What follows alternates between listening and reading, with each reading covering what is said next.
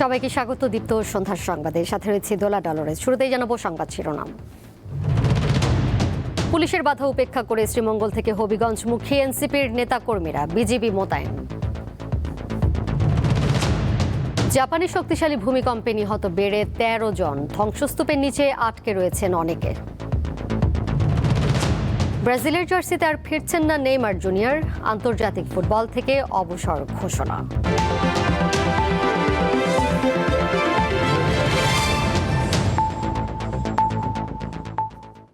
মৌলভীবাজার থেকে হবিগঞ্জের পথে রওনা হয়েছেন এনসিপির নেতাকর্মীরা।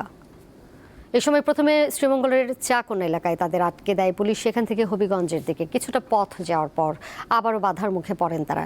এনসিপির আহ্বায়ক সংসদ সদস্য নাহিদ ইসলাম, মুখ্য সমন্বয়ক নাজরুদ্দিন পাটোয়ারি, উত্তরাঞ্চলের মুখ্য সংগঠক সার্জিস আলম, দক্ষিণাঞ্চলের মুখ্য সংগঠক ও সংসদ সদস্য হাসনাত আবদুল্লাহ, যুগ্ম সদস্য সচিব ছাড়াও সংসদ সদস্য মাহমুদা মিতু উপস্থিত রয়েছেন।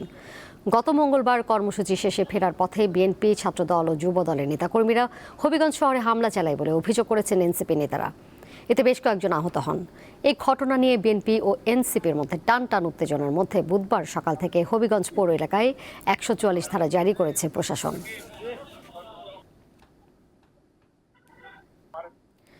এদিকে হবিগঞ্জ ১৪৪ ধারা জারির পর থেকে থমথমে অবস্থা বিরাজ করছে।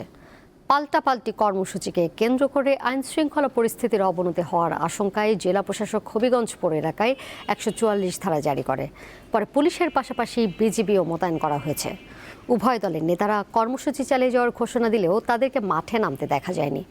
এর আগে মঙ্গলবার সন্ধ্যায় হবিগঞ্জ শহরের টাউন হলে এনসিপির পদযাত্রা শেষে স্টাফ কোয়ার্টার এলাকায় ছাত্রদলের সাথে সংঘর্ষ হয়। সংঘর্ষে এনসিপির মুখ্য সংগঠক সার্জিস আলম, নাজরুদ্দিন পাটোয়ারি এবং হবিগঞ্জ জেলা শাখার সদস্য সচিব মাহবুব চৌধুরী মুবিন সহ ১০ জন আহত হন।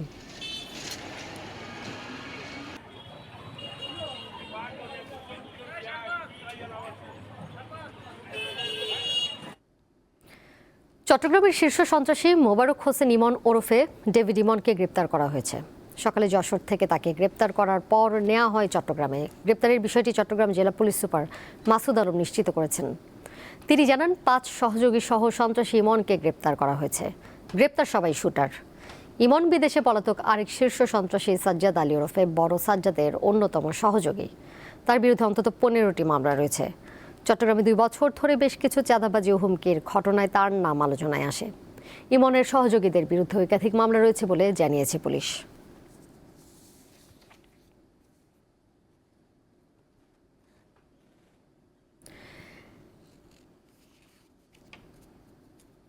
নামি দামি রেস্টুরেন্টের আড়ালে পচাবাসী খাবার পরিবেশন, ভেজাল মশলায় রান্না এবং কিচেন অপরিষ্কারের মতো অভিযোগ দীর্ঘদিনের। খাবারের মান নিয়ে প্রশ্ন তুলেছেন অনেক গ্রাহক। দুপুরে চট্টগ্রামে ভোক্তা অধিকারের অভিযানে সেই সত্যতাই মিলেছে। এখানে মানুষকে সবচেয়ে বেশি স্বাস্থ্যসম্মত খাওয়ার পরিবেশনের কথা, সেখানে হচ্ছে চট্টগ্রামের একটি স্বনামধন্য রেস্টুরেন্টে। আপনারা নিশ্চয়ই দেখছেন, এখানে একদিকে হচ্ছে খাওয়ার ডিম, সিদ্ধ ডিম ছিলে রেখেছে, একদিকে মাছ, একদিকে হচ্ছে ফ্লোরে যে পরিমাণ ময়লা, সে ফ্লোরের ময়লাগুলো তারা পরিষ্কার করছে। এখানে ভোক্তা অধিকারের একটি অভিযান চলছে। অভিযানে আসার পর ভোক্তা অধিকারের তারা এখানে যে অসঙ্গতিগুলো দেখেছেন, রান্নাঘরে যে অপরিচ্ছন্ন, মানুষকে স্বাস্থ্যসম্মত খাবার দেওয়ার অঙ্গীকার যারা করে থাকেন বিভিন্ন বড় নামি দামি রেস্টুরেন্টগুলো, সেই রেস্টুরেন্টগুলোর যদি এই অবস্থা হয়, তাহলে সাধারণ যে হোটেল বা চায়ের দোকান, তাদের কি অবস্থা? মানুষ আসলে কি খাচ্ছেন সেটাই আপনারা দেখেন। খাবারের তেলাপোকা পড়ে আছে, ছোট একটা তেলাপোকা পড়ে আছে, উনি এটা মরে পচে আছে। উনি গতানুগতিক যে বক্তব্যটা সেটাই দিচ্ছেন যে এটা হয়তো কাস্টমারকে দিবেন না, উনি দাবি করছেন। তো আমরা সার্বিক দিক বিবেচনা করে আজকে ওনাকে ১ লক্ষ টাকা অর্থদণ্ড করেছি এবং আমরা পরবর্তীতে তদারকি করব। যে জিনিসটা ছিল স্যুপ, এটা সেরের জন্য রাখা হয়নি, এটা জাস্ট এতগুলো স্যুপ, এটা কোনো ফলাফল খাওয়ার জন্য রাখছে, ওইখানে হয়তো হয়েছে। পরিবেশনের জায়গাটা কিন্তু তকতকে ঝকঝকে, এটা দেখে বোঝার কোনো উপায় নেই। এখানের ভেতরে রান্নাঘরের এবং রান্নাঘরের আশপাশের যে নোংরা অবস্থা, সেটি কিন্তু এখানকার যারা ভোক্তা তারা কোনোভাবেই অনুমান করতে পারবেন না। ভোক্তারা প্রতিনিয়ত অভিযান করছে, তাদেরকে সতর্ক করছে, জরিমানা করছে, কিন্তু যারা সংশ্লিষ্ট, যারা এই ধরনের রেস্টুরেন্টগুলো পরিচালনা করছে, যারা খাদ্যদ্রব্যগুলো উৎপাদন করছে, তারা কিন্তু এখনো পর্যন্ত সংশোধন হচ্ছেন না। কবে নাগাদ সংশোধন হবে সেটি কিন্তু সাধারণ মানুষের প্রশ্ন। সাধারণ মানুষকে একটি পরিচ্ছন্ন, পরিষ্কার এবং নিরাপদ খাদ্য পৌঁছে দেওয়ার অঙ্গীকার হোক সকলের, এ প্রত্যাশা করছি আমরা। রুনা আনসারি, দীপ্ত সংবাদ, চট্টগ্রাম। সবাই হই সচেতন, বাঘ করি সংরক্ষণ, এই প্রতিপাদ্য সামনে রেখে আজ পালিত হচ্ছে বিশ্ব বাঘ দিবস। বিশ্ব বাঘ দিবস উপলক্ষে সাতক্ষীরার শ্যামনগরে আলোচনা সভা অনুষ্ঠিত হয়েছে। সকাল 11টায় উপজেলার বুড়ি গোয়ালিনী সিপিজি কার্যালয়ে আলোচনা সভার আয়োজন করে সুন্দরবন পশ্চিম বন বিভাগ। সভায় প্রধান অতিথি হিসেবে উপস্থিত ছিলেন বুড়ি গোয়ালিনী স্টেশনের স্টেশন কর্মকর্তা ইরফান উদ্দিন। বক্তারা বলেন, রয়্যাল বেঙ্গল টাইগার শুধু দেশের জাতীয় গর্ব নয়, সুন্দরবনের পরিবেশগত ভারসাম্য রক্ষার অন্যতম প্রধান উপাদান। তাই সুন্দরবন ও বাঘ রক্ষায় সরকারি উদ্যোগের পাশাপাশি স্থানীয় জনগণের সক্রিয় অংশগ্রহণ নিশ্চিত করতে হবে। এদিকে মোংলায় বিশ্ব বাঘ দিবস উপলক্ষে সুন্দরবন সংলগ্ন পূর্ব বন বিভাগের চাঁদপাই রেঞ্জ কার্যালয়ে আয়োজিত বিশ্ব বাঘ দিবস উপলক্ষে র্যালি ও আলোচনা সভা হয়েছে। দিবসটি উপলক্ষে বিভিন্ন প্রাথমিক ও মাধ্যমিক বিদ্যালয়ের শিক্ষার্থীদের চিত্রাঙ্কন প্রতিযোগিতা শেষে পুরস্কার দেওয়া হয়।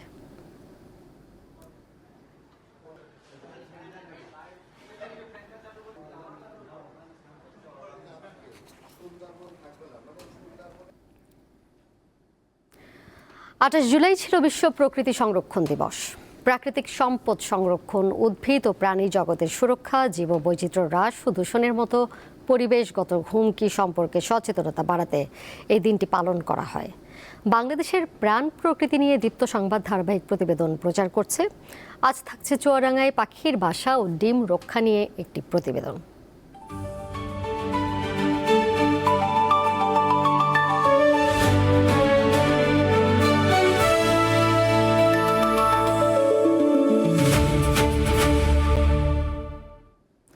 চুয়াডাঙ্গায় গাছ কাটার সময় ঝুঁকিতে পড়া পাখির বাসা ও ডিম রক্ষায় পাখির প্রতি মানবিকতার এক দৃষ্টান্ত স্থাপন করেছে শিশু কিশোররা।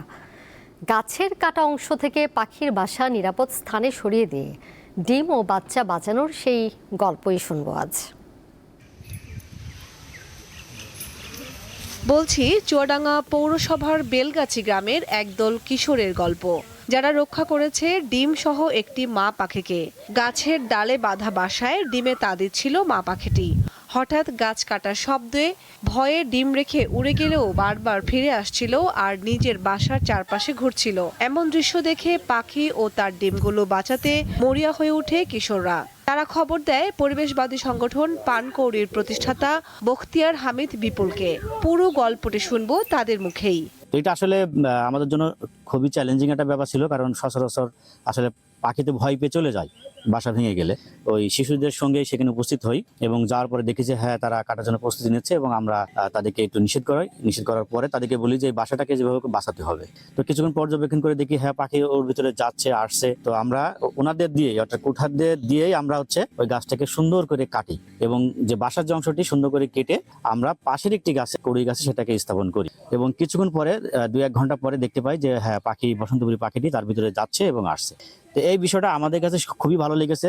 যারা কুঠার, যারা গাছ কাটে, তাদের কাছে একটা আশ্চর্য ব্যাপার যে তারা এটা কখনো এরকম ভাবে তো ভাবেনি। পাখিগুলোর ডিম যাতে নষ্ট না হয় তাই জন্য আমরা পাখিগুলোর ডিমগুলো বাঁচাই এবং বাচ্চাগুলো বাঁচাই। তার ডিম শুদ্ধ সেই গাছটুকু কেটে অন্য গাছে দিলাম। তখন সে তার বাসাটাকে খুঁজে সে ডিম তাওয়া দিতে লাগলো। তার কিছুদিন পরে বাচ্চা ফুটলো, বাচ্চা বড় করে সে চলে গেল। পরিবেশ প্রেমীরা বলছেন এমন ঘটনা প্রকৃতি ও জীববৈচিত্র্যের প্রতি মানুষের দায়িত্ববোধের উদাহরণ।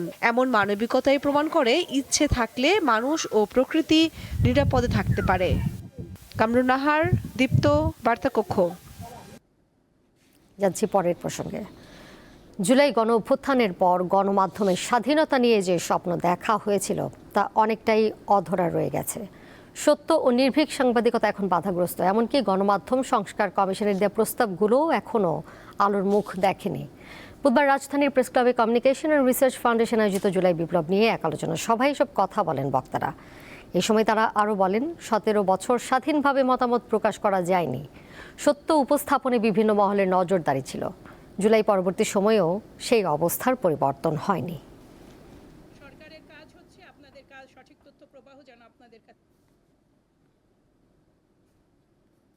আমরা যারা সত্যিকারের গণমাধ্যমে যারা কাজ করতে চান, সত্যিটা প্রকাশ করতে চান, তারা যেমন চ্যালেঞ্জের মধ্যে আছেন, যারা হচ্ছে যে গণমাধ্যমের নিজেদের কথা শুনতে চান, দেখতে চান, গণমাধ্যমকে জনগণের দেখতে চান, তারাও আসলে আমরা আসলে সুখী না এই গণমাধ্যম নিয়ে। এই অবস্থার পরিবর্তন হতে হবে। গত মে ও জুন মাসে নওগাঁর বিভিন্ন সীমান্ত দিয়ে ভারতীয় সীমান্তরক্ষী বাহিনী বিএসএফ এর পুশিনের একাধিক চেষ্টা কঠোরভাবে প্রতিহত করেছে বর্ডার গার্ড বাংলাদেশ বিজিবি।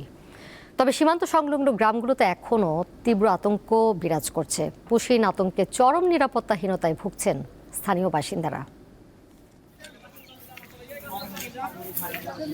মাস দেড়েক আগে নওগাঁর একাধিক সীমান্ত দিয়ে একাধিক পুশ ইনের ঘটনা ঘটেছিল। সেই পুশ ইনের ঘটনাগুলো বাংলাদেশের বিজিবি কঠোর হাতে দমন করেছিল, কিন্তু এই সীমান্তবর্তী এলাকায় যে গ্রামগুলো রয়েছে, যে বাসিন্দারা রয়েছে, তারা পুশ ইনের ঘটনা এবং মাঝে মধ্যেই সীমান্তে যে বিভিন্ন দুর্ঘটনা ঘটছে সেগুলো নিয়ে কিন্তু তারা অনেকটা দুশ্চিন্তায় আছে। এছাড়া সীমান্তবর্তী এলাকার বাসিন্দারা যেন কোনো প্রকার দুশ্চিন্তার মধ্যে না পড়ে, কোনো অশান্তি সৃষ্টি না হয়, যার কারণে বিজিবির পক্ষ থেকে সার্বক্ষণিকভাবে বিভিন্ন কার্যক্রম অব্যাহত রাখা হচ্ছে। এছাড়া জেলা প্রশাসনের পক্ষ থেকে সীমান্তবর্তী এলাকার মানুষদের সচেতন করার কিন্তু কার্যক্রমগুলো চলছে।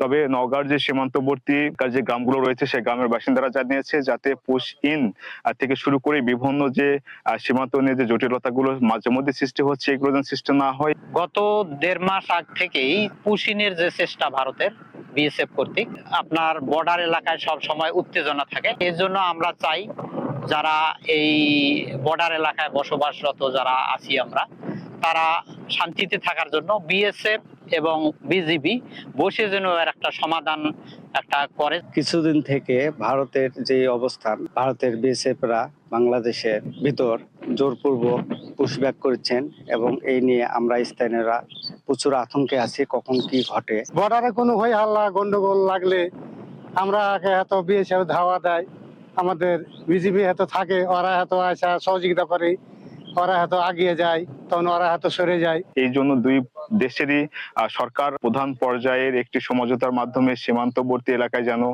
সবসময় শান্তিপূর্ণ পরিবেশ বিরাজ করে, এমনই পরিবেশের সৃষ্টি করবে দুই দেশের সরকার প্রধান আলোচনা সাপেক্ষে, এমনটি দাবি জানিয়েছে নওগাঁ সীমান্তবর্তী এলাকায় বসবাসরত গ্রামের বাসিন্দারা। মোহাম্মদ আব্দুর রউফ, দীপ্ত নিউজ, নওগাঁ। আন্তর্জাতিক প্রসঙ্গ। জাপানের দক্ষিণাঞ্চলে 7.1 মাত্রার শক্তিশালী ভূমিকম্পে অন্তত 13 জন নিহত হয়েছেন। এখনও বহু মানুষ ধ্বংসস্তূপের নিচে আটকা পড়ে আছেন। বুধবার দেশটির প্রধানমন্ত্রী সানায়ে তাকাইচি জানান, উদ্ধার কাজ দ্রুত এগিয়ে নিতে 3,500 সেনা সদস্য মোতায়েন করা হয়েছে। ধসে পড়া ভবনের ধ্বংসস্তূপে আটকে পড়া ব্যক্তিদের উদ্ধারে কাজ করছে উদ্ধারকর্মীরা। 36,000-এরও বেশি পরিবার এখনও বিদ্যুৎহীন অবস্থায় রয়েছে। ভূমিকম্পের কারণে কুমামোতোর একটি শপিং মলে শক্তিশালী বিস্ফোরণ ঘটে এবং ভবনটির দ্বিতীয় তলা ধসে পড়েছে। সেখানে বহু মানুষ আটকা পড়েছেন বলে ধারণা করা হচ্ছে। এছাড়া একটি কারখানায় চিমনি ধসে পড়ার পর সেখানেও কয়েকজনের খোঁজ পাওয়া যাচ্ছে না বলে জানিয়েছে স্থানীয় কর্তৃপক্ষ।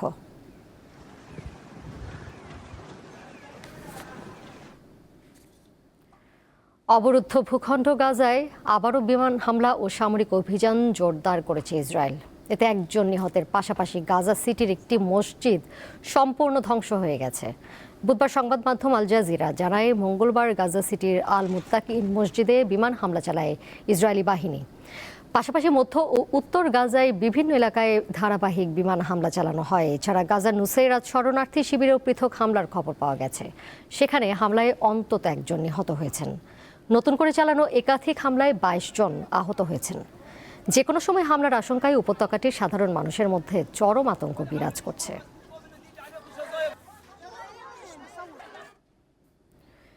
ইরাকের উত্তরাঞ্চলীয় নিনভে প্রদেশে যৌথ বিমান হামলা চালিয়েছে যুক্তরাষ্ট্র ও সৌদি আরব। এতে স্থানীয় সশস্ত্র গোষ্ঠী পপুলার মোবিলাইজেশন ফোর্সের 8 জন সদস্য নিহত হয়েছেন।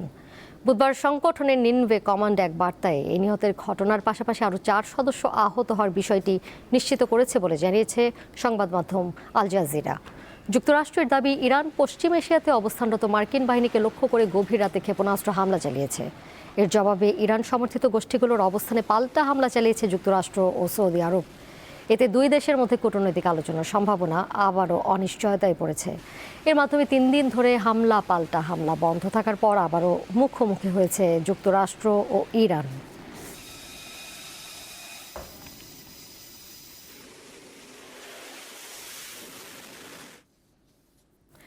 ব্রাজিলের ফুটবল ইতিহাসের সর্বোচ্চ গোলদাতা নেইমার জুনিয়র আন্তর্জাতিক ফুটবল থেকে অবসরের চূড়ান্ত ঘোষণা দিয়েছেন।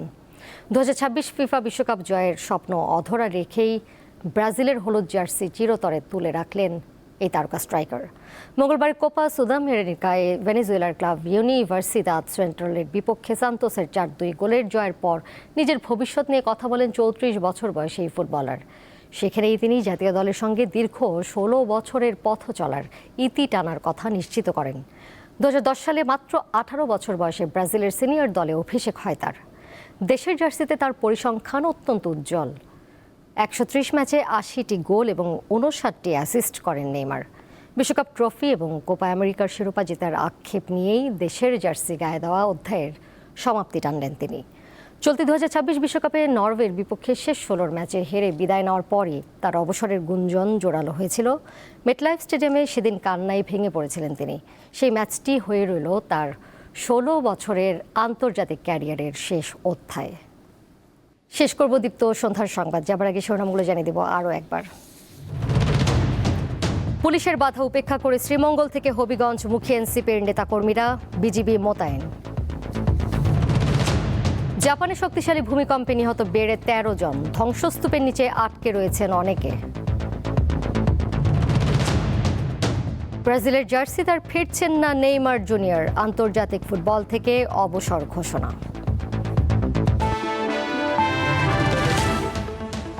এই ছিল এখনকার মতো। পরের সংবাদ দেখবেন রাত 11টায়। এছাড়াও আরও তথ্য এবং বিনোদনের নানা খবর জানতে যুক্ত থাকুন দীপ্ত ডিজিটাল প্ল্যাটফর্মে। সবাইকে ধন্যবাদ।